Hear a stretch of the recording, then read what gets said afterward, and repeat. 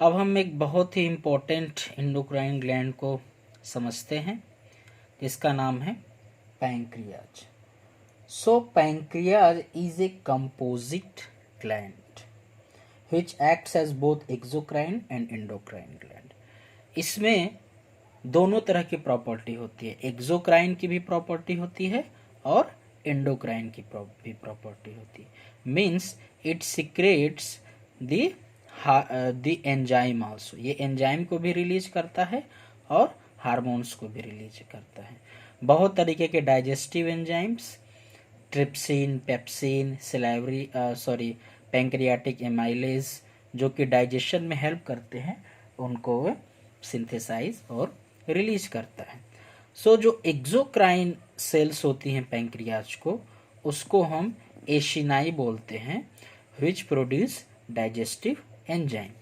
और जो endocrine cells होती है उसको हम आइसोलेट्स ऑफ लैंगरहैंस बोलते हैं, जो कि बस 1 से 2% भाग ही टोटल पैंक्रियाज का बनाती हैं।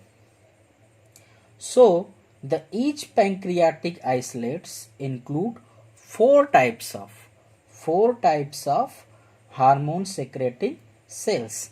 पहला है, ये आप पैंक्रियाज का अल्ट्रा स्ट्रक्चर देखेंगे जिसमें ये जो आपको दिख रहा है एसिनाई सेल्स, ये एक्सोक्राइन पार्ट होती हैं पैंक्रियाज की, और इसको हम एसिनर सेल्स या डक्ट सेल भी बोलते हैं।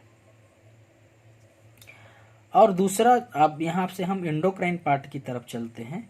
एक है आपका अल्फा सेल या ए सेल, जो कि 17% भाग बनाता है और यह ग्लूकेगॉन हार्मोन को सेक्रेट करता है। सेकेंड है बीटा सेल्स या B sales, which constitute 70% of the total isolates of Langerhans cells and secrete insulin hormone. Next is the delta cell or D cells, which constitute 7% of the pancreatic isolate cells and secrete somatostatin hormone, which are identical to the growth hormone or inhibiting hormone secreted by the hypothalamus. Now the somatostatin inhibits secretion of insulin and glucagon and slows absorption of nutrients from the gastrointestinal tract. Next is the F cells. F cell आप देखेंगे, ये जो है F cell है, ये delta cell है, ये beta cell है और ये अल्फा सेल है। F cells constitute the remainder of pancreatic isolates and secrete pancreatic polypeptide, which inhibits somatostatin secretion, gallbladder contraction and secretion of digestive enzyme by the pancreas. Now next is the insulin and glucagon. Now glucagon is a linear polypeptide have opposite function of insulin.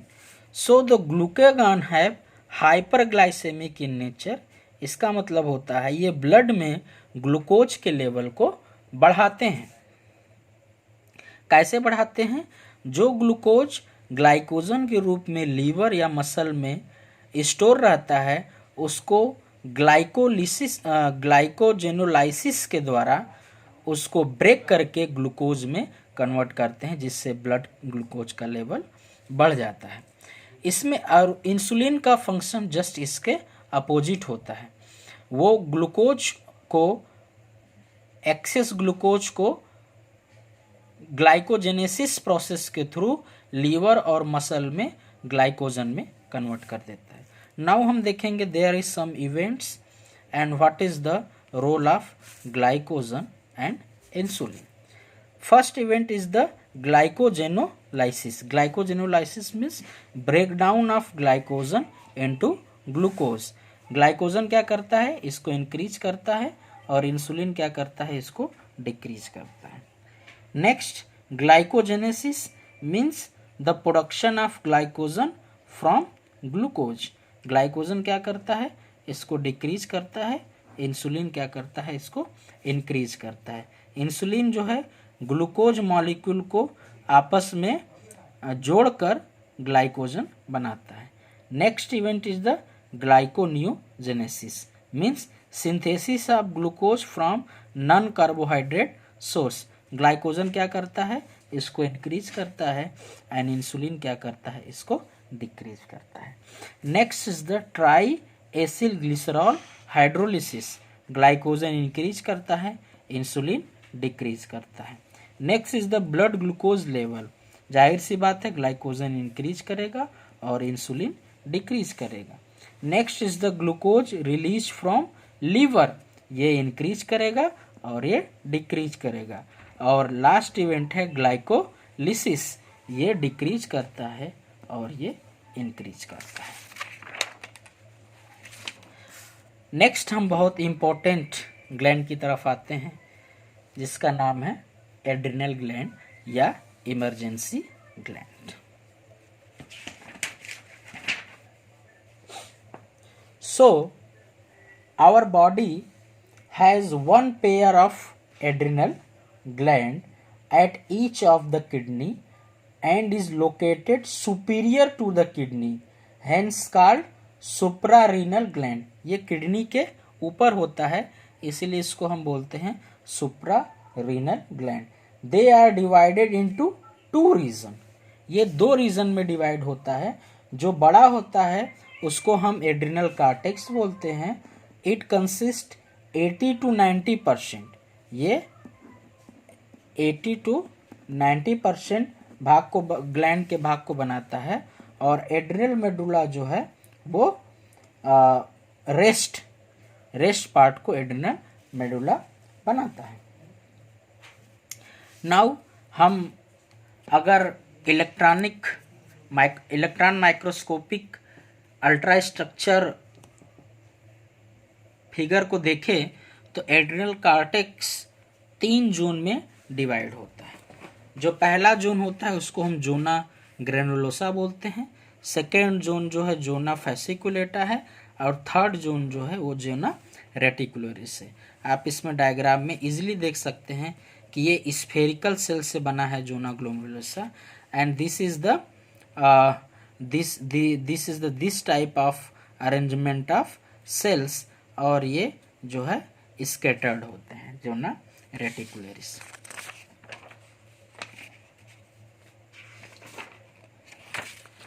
Now adrenal cortex.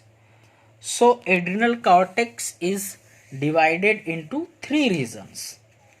जैसे हमने पिछले slide में दिखाया कि 3 reason में divide होता है और each region secrete different hormone. So these are the zona glomerulosa, वो आउटर मोस्ट लेयर होता है. जोना फैसिकुलेटा, ये हम देख सकते हैं, ये जोना ग्रेनुलोसा आउटर मोस्ट लेयर है. जोना फैसिकुलेटा जो मिडिल में होता है. और जो लार्जेस्ट पार्ट होता है वो होता है लार्जेस्ट पार्ट जोना फैसिकुलेटा होता है. और जो इनर पार्ट है वो जोना रेटिकुलरिस है, इनर मोस्ट पार्ट.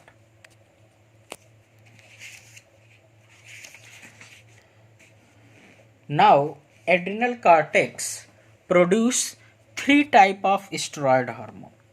ये 3 तरह के स्टेरॉयड हार्मोन को एड्रिनल कार्टेक्स प्रोड्यूस करता है. Steroid hormone first is the mineralocorticoids. ये जोना ग्लोमेरुलोसा से रिलीज होता है. सेकेंड इज द ग्लूकोकॉर्टिकॉइड, ये जोना फैसिकुलेटा से रिलीज होता है. Third is the sex hormone are adrenal androgens which are released from the zona reticularis. Next zona glomerulosa का mineralocorticoids का बेस्ट एग्जांपल होता है एल्डोस्टेरोन. ये एल्डोस्टेरोन क्या करता है, रेनिन एंजियोटेंसिन एल्डोस्टेरोन सिस्टम को कंट्रोल करता है. और इसका काम क्या होता है, फंक्शन क्या होता है मिनरलोकॉर्टिकॉइड का? It regulates homeostasis of sodium and potassium ion, helps in maintenance of electrolytes, body fluid volume, osmotic pressure and blood pressure. Now glucocorticoid किस में मदद करता है? कार्बोहाइड्रेट मेटाबॉलिज्म में।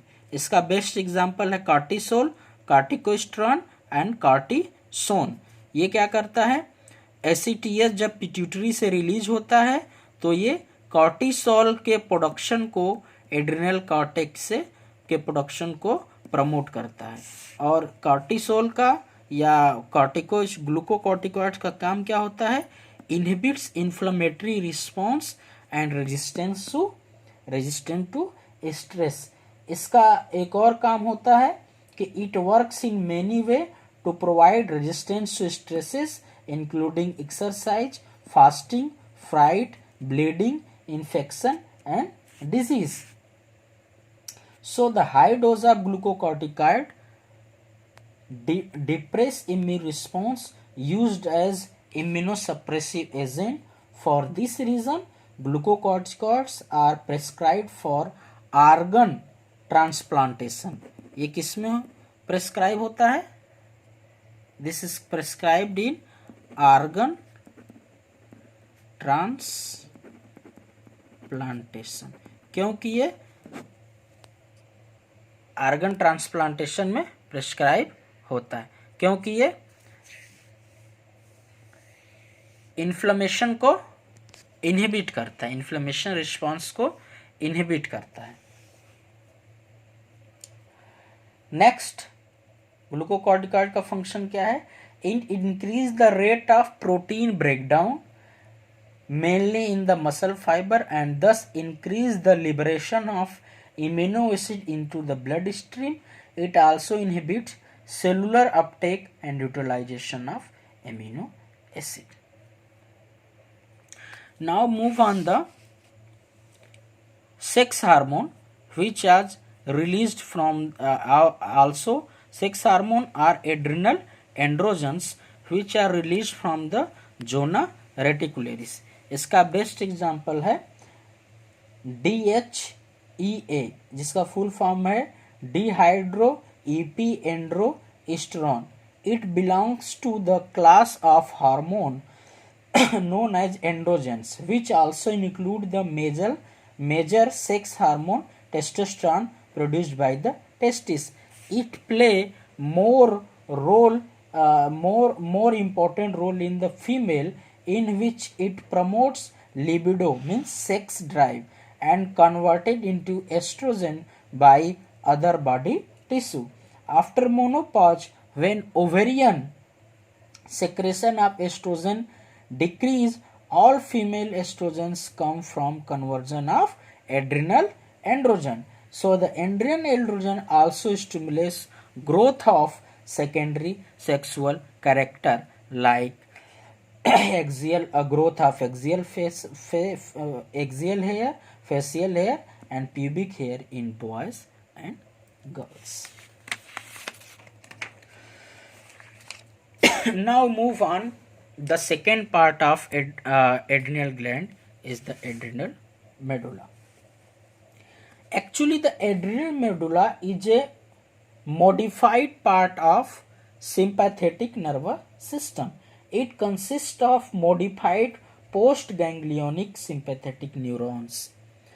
Unlike ordinary postganglionic sympathetic neurons, those in the adrenal medulla do not have the axon.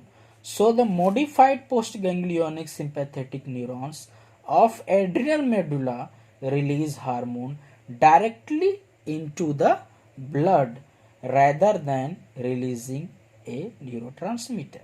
The cells of the adrenal medulla secrete hormone. So the hormone producing cells are called chromaffin cells. This is the hormone producing cells are called the chromaffin cells, and the chromaffin cells basically synthesize the catecholamines, and these catecholamines have epinephrine, means adrenaline 80%, and noradrenaline 20%.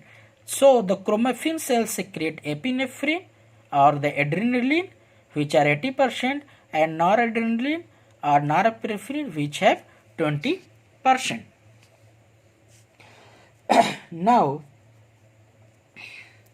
during the emergency condition like stress, injury, pain, fear, accident and grief, the impulses from hypothalamus stimulate sympathetic nervous system, and this sympathetic nervous system stimulate chromaffin cells, and in response to sympathetic nervous system, chromaffin cells secrete epinephrine and norepinephrine, and this epinephrine and norepinephrine have 3F response, means fright, fight and flight.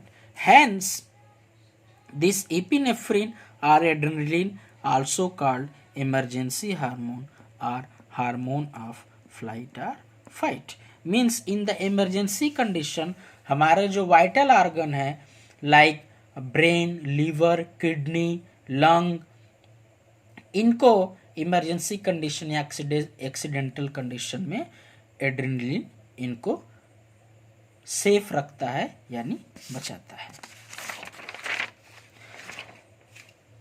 Next slide is the biochemical and physiological action of epinephrine.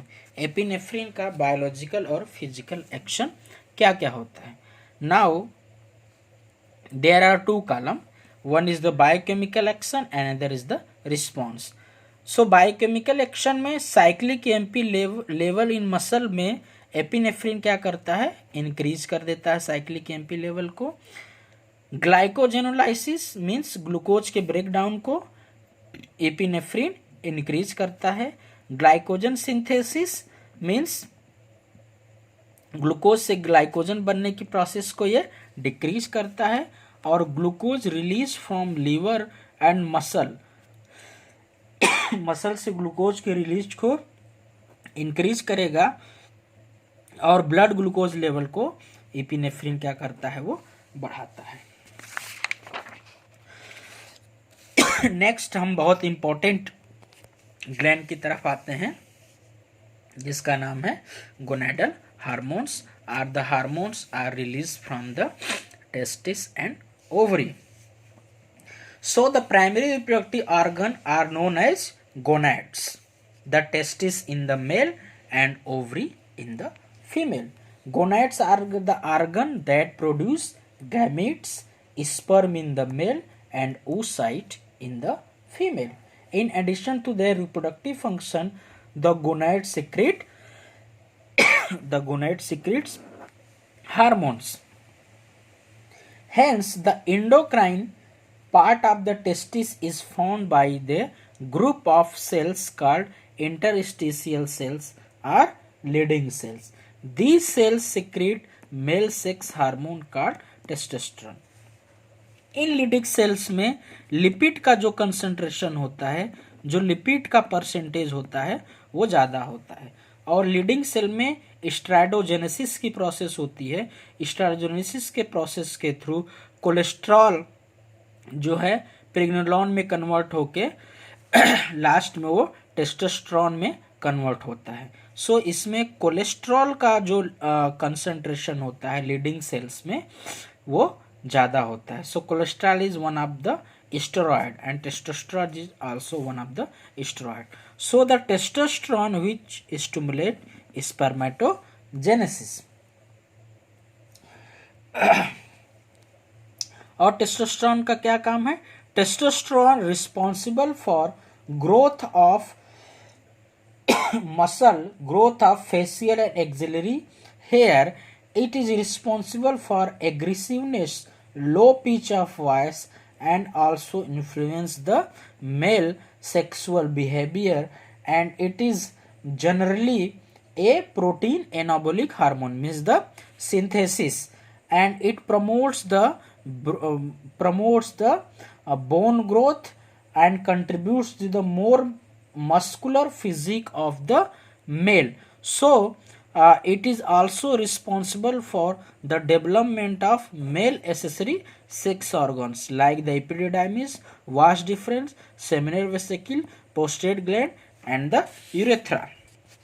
So how हम इस diagram में देखेंगे how hypothalamus control the testis and spermatogenesis. Hypothalamus secrete GnRH. GnRH कहाँ जाएगा? Pituitary gland के जो gonadotrophin sales होती हैं उस पर एक्ट करेगा. In response to GnRH gonadotrophin cells of the anterior pituitary produce gonadotrophins means the LH and FSH. LH और एफएसएच ब्लड में ब्लड स्ट्रीम के साथ टेस्टिस में पहुंचेंगे और टेस्टिस के लीडिंग सेल्स पे एलएच अफेक्ट करता है और स्ट्रेटोजेनेसिस के प्रोसेस को एक्टिवेट करता है means the formation of steroid from the cholesterol और टेस्टोस्टेरोन का फॉर्मेशन होता है. और एफएसएच क्या करता है? सेमिनिफेरस ट्यूब्यूल्स के सर्टोली सेल्स पे एक्ट करता है और androgen binding protein ABP protein की को सिंथेसाइज करता है और टेस्टोस्टेरोन और एंड्रोजन बाइंडिंग प्रोटीन आपस में बाइंड करके स्पर्मेटोजेनेसिस प्रोसेस को स्टार्ट करते हैं जिसमें स्पर्म का फॉर्मेशन होता है या वन स्पर्मेटोगोनिया से 4 स्पर्म बनते हैं.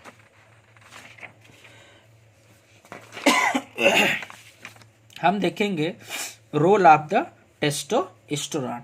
टेस्टोस्टेरोन का क्या रोल होता है? Growth and development of male accessory sex organ like epididymis, vas deferens, seminal vesicle, prostate gland and urethra.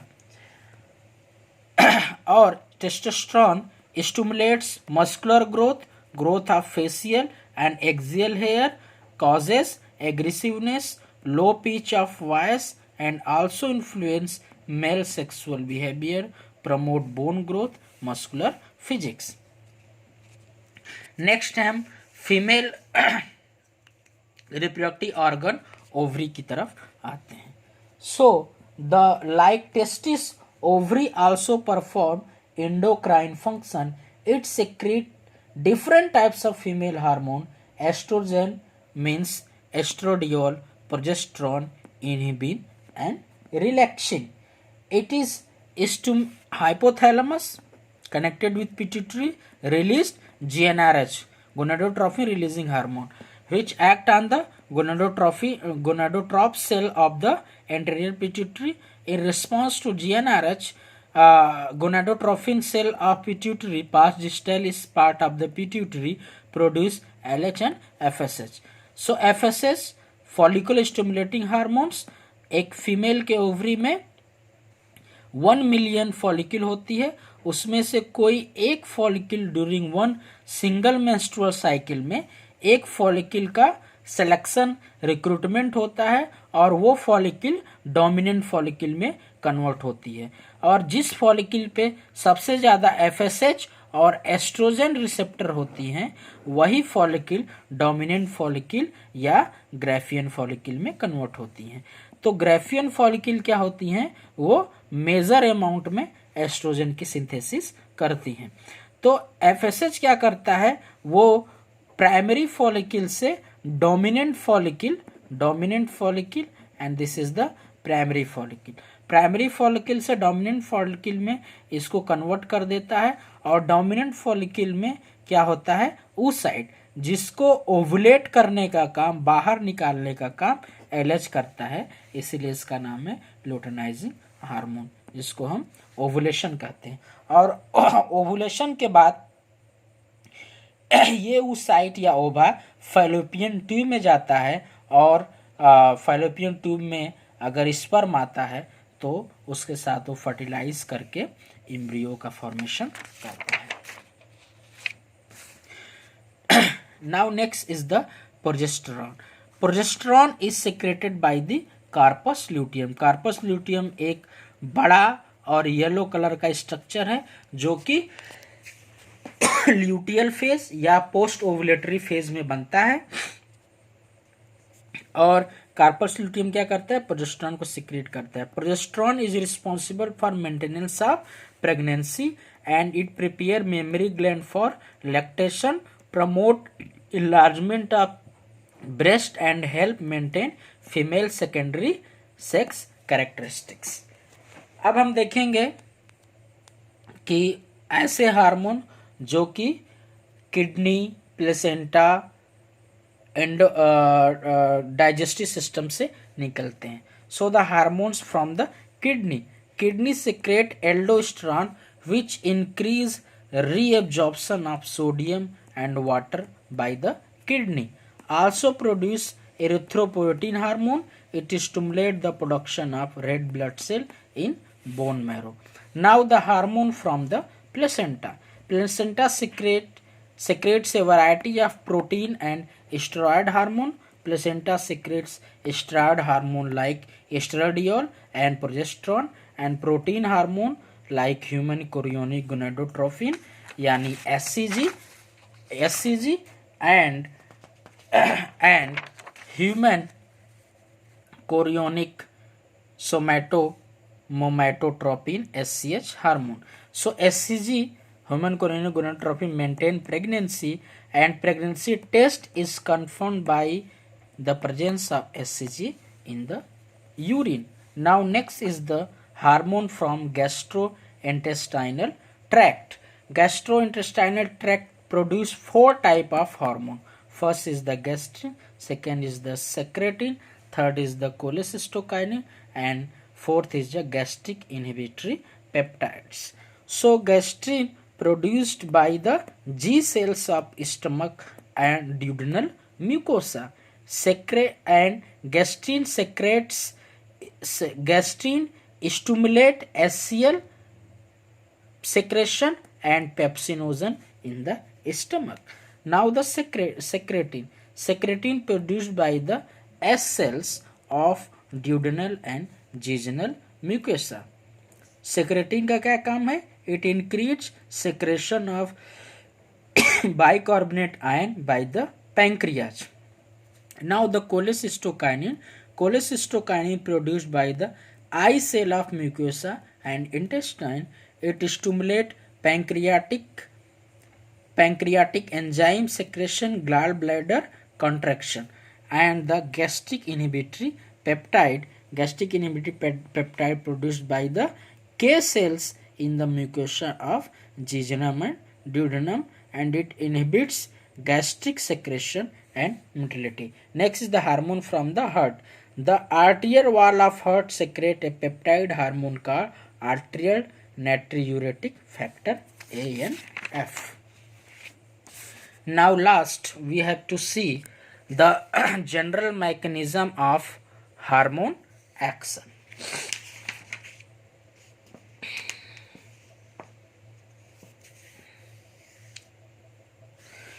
The response to a hormone depend on both the hormone and the target cell. So there are two type of hormone. One is the water soluble hormone and there is the lipid soluble hormone.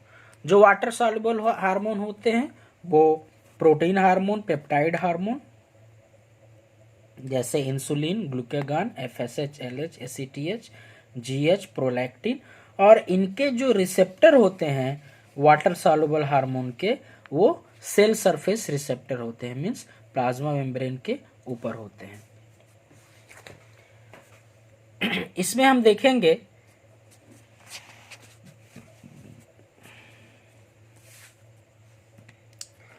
ये secreting sales है यानी source है जो कि chemical messenger यानी hormone को secrete किया, synthesise किया, और ये हार्मोन क्या है ब्लड में मिक्स हो जाते हैं और अपने रिसेप्टर जो सेल सरफेस होता है सेल सरफेस रिसेप्टर से बाइंड करते हैं हार्मोन, और हार्मोन रिसेप्टर कॉम्प्लेक्स H+R यानी HR हार्मोन रिसेप्टर कॉम्प्लेक्स बनाते हैं। इस प्रकार सेल सरफेस जो रिसेप्टर होते हैं बहुत ही स्पेसिफिक होते हैं, जैसे GPCRS जी प्रोटीन कपल्ड रिसेप्टर, जिसको हम सर्पेंटाइन रिसेप्टर भी बोलते हैं, आयन लिंक्ड रिसेप्टर्स भी होते हैं। अब क्या होता है, जैसे ही ये हार्मोन अपने स्पेसिफिक रिसेप्टर से बाइंड करता है, there is cascaded changes in the intracellular region. Cell के अंदर बहुत सारे चेंजेस होते हैं। यहाँ पे एक एंजाइम होता है जिसको हम एडेनिलीन साइक्लेज बोलते हैं। ये होता है एडेनिल साइक्लेज। एडेनिल साइक्लेज क्या करता है, वो जी प्रोटीन, जो जी प्रोटीन होती है, जी प्रोटीन को एक्टिवेट कर देती है, और जी प्रोटीन को एक्टिवेट करेगी, और जिससे एटीपी चेंज इनटू एएमपी, और ये AMP secondary messenger cyclic AMP में कन्वर्ट हो जाती है। जो सेकेंडरी मैसेंजर होते हैं, जैसे cyclic AMP, IP3, calcium ion, ये सेकेंडरी मैसेंजर क्या करते हैं, ये साइक्लिक एएमपी क्या करता है, वो न्यूक्लियस के अंदर एक crab protein, crab means cyclic AMP responsive protein, crab protein से बाइंड करके वो डीएनए का जो प्रमोटर होता है, जिसको हम HRE region means hormone responsive element region बोलते हैं, वो उससे जाकर बाइंड कर लेता है, और बाइंड करके ट्रांसक्रिप्शन के द्वारा मैसेंजर आरएनए बनाता है, और स्पेसिफिक ट्रांसलेशन के बाद स्पेसिफिक प्रोटीन बनती है, और इस प्रोटीन बनने के बाद वही प्रोटीन क्या करती है, बायोलॉजिकल एक्शन शो करती है, बायोलॉजिकल एक्शन। तो हम देखते हैं कि ये साइटोप्लाज्मिक रिस्पॉन्स है, ये बायोलॉजिकल एक्शन है। So this is how a hormone binds with the cell surface receptor, और ये हार्मोन इसके अंदर नहीं गया, वो सेकेंड मैसेंजर को जनरेट किया, और ये सेकेंड मैसेंजर जो है वो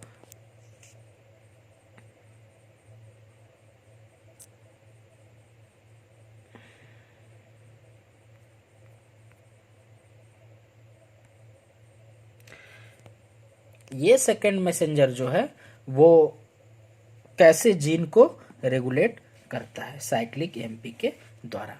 अगर हम लिपिड सॉल्युबल हार्मोन की बात करें, जैसे स्टेरॉयड हार्मोन, तो ये लिपिड यानी जो प्लाज्मा मेम्ब्रेन होता है वो लिपिड का बना होता है, और वो इजीली लिपिड में सॉल्युबल होते हैं और प्लाज्मा मेम्ब्रेन को क्रॉस कर जाते हैं। लेकिन ये जो हार्मोन होता है वाटर सॉल्युबल, ये प्लाज्मा मेम्ब्रेन को क्रॉस नहीं कर सकता है, इसीलिए इसके रिसेप्टर सेल सरफेस रिसेप्टर होते हैं, मीन्स प्लाज्मा मेम्ब्रेन के ऊपर प्रेजेंट होते हैं। जब ये steroid hormone like estrogen, progesterone, androgen and testosterone, ये हार्मोन इजीली प्लाज्मा मेम्ब्रेन को क्रॉस करके साइटोप्लाज्म में चले जाते हैं, और इनके जो रिसेप्टर होते हैं वो साइटोप्लाज्म में प्रेजेंट होते हैं, और ये साइटोप्लाज्म में अपने रिसेप्टर के साथ बाइंड करके इजीली न्यूक्लियर पोर के द्वारा जीन को रेगुलेट करके मैसेंजर आरएनए, ट्रांसक्रिप्शन के द्वारा मैसेंजर आरएनए, और ट्रांसलेशन के द्वारा प्रोटीन्स का फॉर्मेशन करते हैं। So how this is all about the general mechanism of hormone action. तो बच्चों, आज का लेक्चर यही समाप्त होता है। मुझे पूरी आशा है कि आप लोग एंडोक्राइन सिस्टम को टोटली समझ गए होंगे कि एंडोक्राइन सिस्टम क्या होता है, हार्मोन क्या होते हैं, एंडोक्राइन ग्लैंड्स क्या होती हैं, और उनके हार्मोन का नेचर और उनके कार्य आप अच्छे से समझ गए होंगे। धन्यवाद। Thank you.